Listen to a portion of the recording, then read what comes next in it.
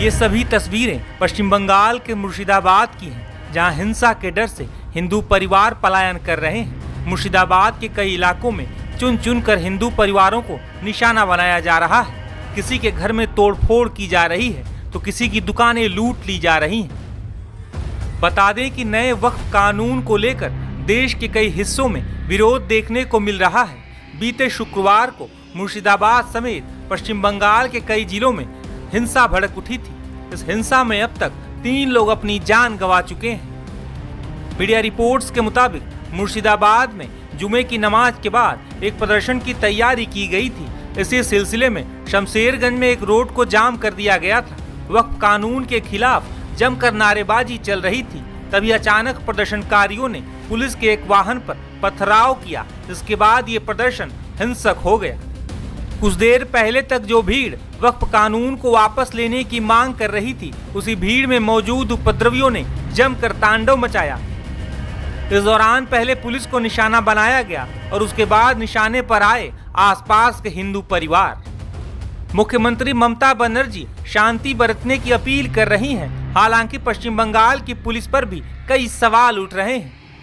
मुर्शिदाबाद के लोग हिंसा के बाद से ही डरे सहमे हुए हैं। डर की वजह से हिंदू परिवार पलायन कर रहे हैं। जब पलायन को लेकर सवाल पूछा गया तो कई लोगों की आंखें डबडबा गईं।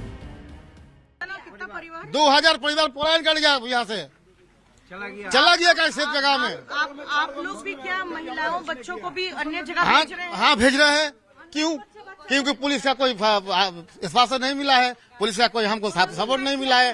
खबर और भी हम सुन रहे हैं कि शमशेरगंज थाने इलाके में एक हिंदू परिवार के पिता और बेटे की भी जो हत्या हुई है, तो अब जो है हत्या भी की जा रही है यहाँ पर। एकदम हुआ है। ये लोग का सोच कुछ अलग है। मालूम नहीं कि कैसे ऐसे हुआ है। और ये जो इंटेलिजेंस फेलियर है, सबसे बड़ा चीज है इंटेलिजेंस फेलियर। जो स्टेट है उसके पास इंटेलिजेंस रहता है। बस मंगलवार को ही एक यहाँ से 35 किलोमीटर दूर एक इंसिडेंट हो गया है।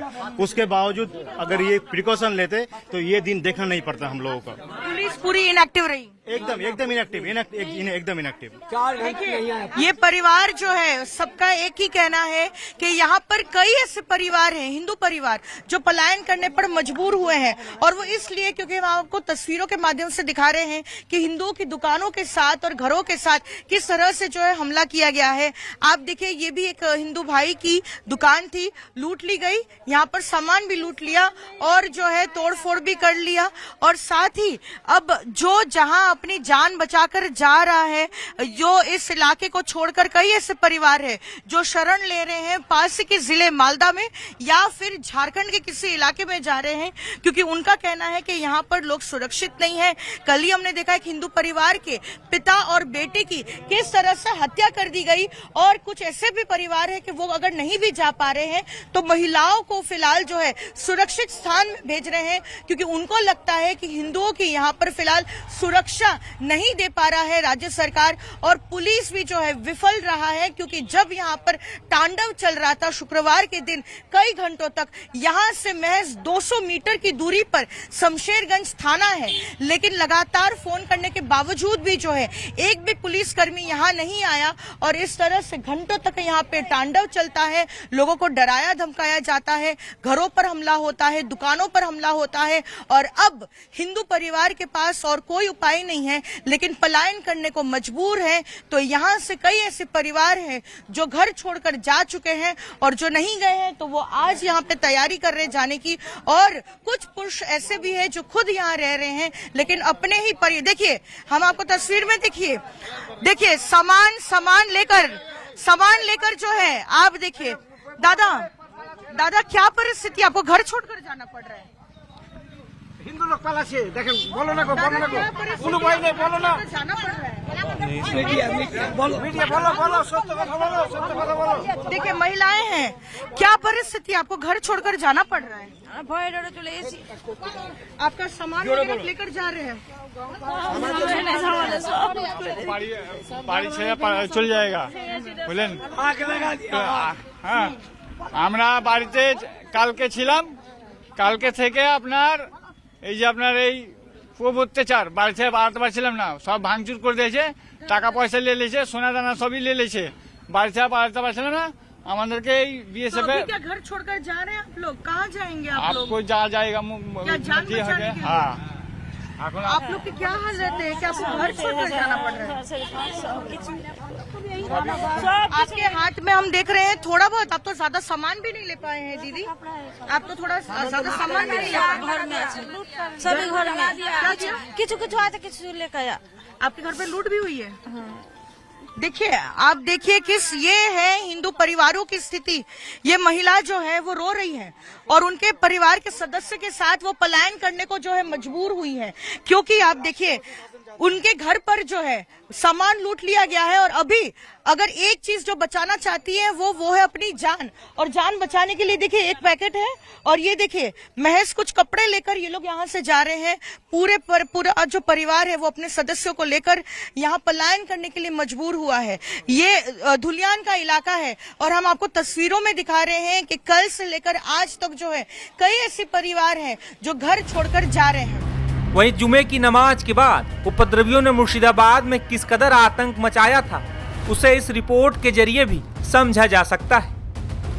वक्फ कानून के खिलाफ जो प्रदर्शनकारी नेशनल हाईवे को ब्लॉक करके मुर्शिदाबाद के शाहजूर मोड़ पर पहुंचे थे, उन्होंने एक के बाद एक वाहनों को आग के हवाले किया। लेकिन जो सबसे चौंका देने वाली बात है वो ये है कि एक एम्बुलेंस को भी नहीं बख्शा। ये एम्बुलेंस सरकारी एम्बुलेंस है 102, इसे आग के हवाले किया गया।